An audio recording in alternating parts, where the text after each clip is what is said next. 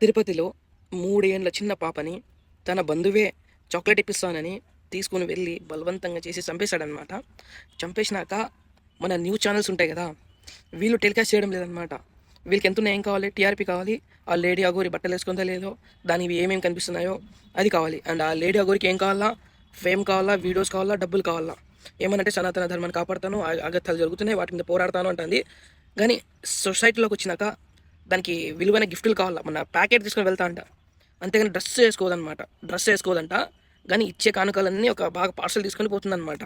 Dress వేసుకోదు. మళ్ళీ సొసైటీలోకి వచ్చినాక అఘోరైనా సరే ఇతన్ని రెస్పెక్ట్ ఇస్తూ ఇతర భావాలను కించపరచకుండా ఒక గుడ్డ కట్టుకుంటే ఏమవుతుంది?